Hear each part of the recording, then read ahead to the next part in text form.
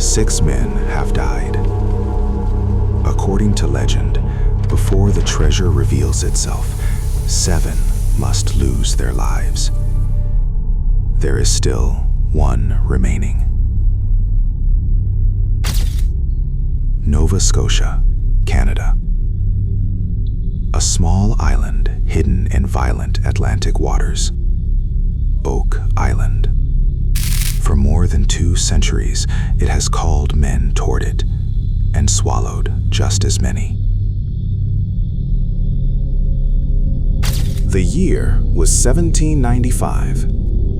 3 boys noticed something unusual beneath an old oak tree. A carefully shaped depression in the earth, too symmetrical, too deliberate. The moment they began to dig, they realized this island was anything but ordinary. The deeper they went, the stranger it became. Layers of charcoal, compact clay, and coconut fiber. Coconut fiber from the tropics on a North Atlantic island. Someone had buried something here, deep, on purpose. The site became known as the Money Pit. At roughly 27 meters down, a carved stone slab was discovered.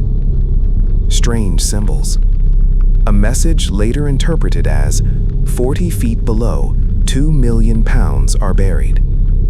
But this was not a blessing. It was a trigger. The moment the stone was lifted, the ocean surged into the shaft. Not natural flooding, an engineered response. Artificial flood tunnels extending from the shoreline.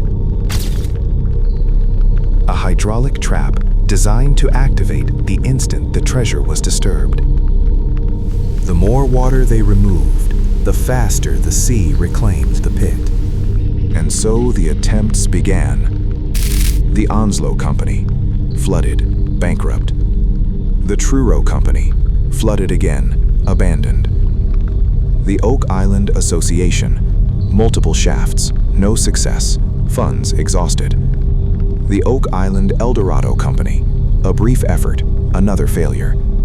The Oak Island Treasure Company, a fatal fall, no treasure. The Old Gold Salvage and Wrecking Company, nothing recovered. Independent searchers, Frederick Blair, Gilbert Hedden, years of effort, nothing. Through the 19th century, into the 20th, those who came close were ruined or killed. The legend hardened, a cursed pirate horde. But the most terrifying tragedy came in 1965. Robert Restall arrived on the island with his family. He believed he had solved the code. No more blind digging. He planned to seal the flood tunnels at Smith's Cove and access the heart of the Money Pit directly. August 17. The air was heavy with salt and anticipation. Restall leaned into a narrow shaft he had dug himself, 27 feet deep. Shaft number 4. Then it happened. A smell, rotten eggs, hydrogen sulfide gas. Invisible, lethal. Restall inhaled. His vision blurred. He collapsed into the water below.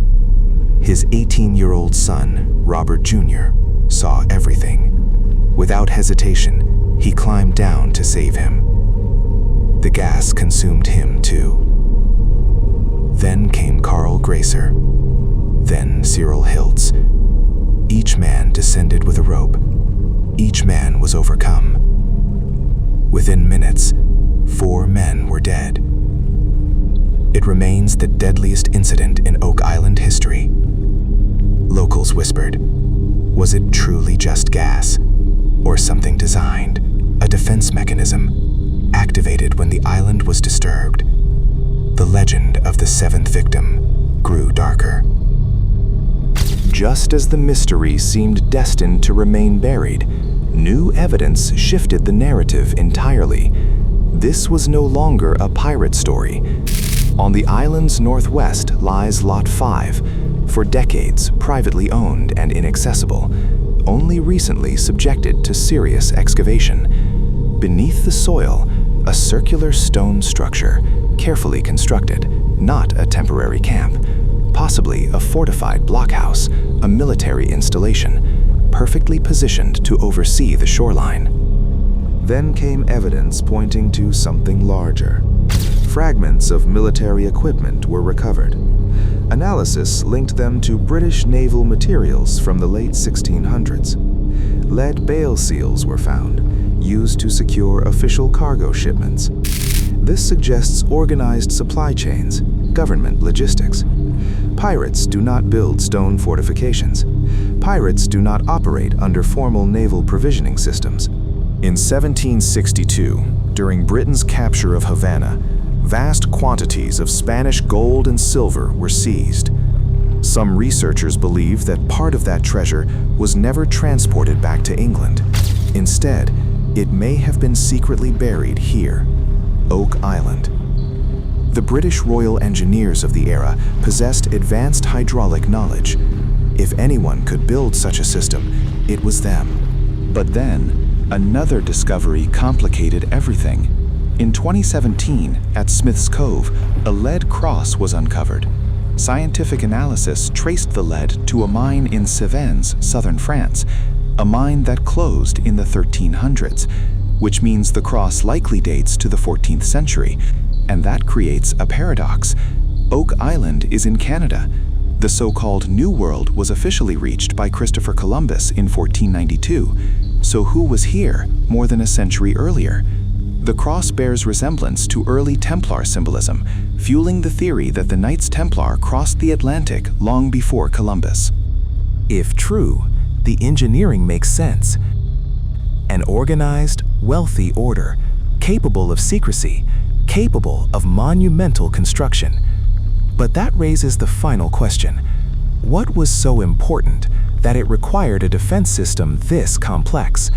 What needed to be protected at all costs? And what does that imply about the history we think we understand? In 2019 and beyond, modern explorers returned, including the Legina brothers. Tens of millions of dollars were spent. The island was drilled extensively. Radiocarbon testing conducted. Deep underground, large metallic objects were detected.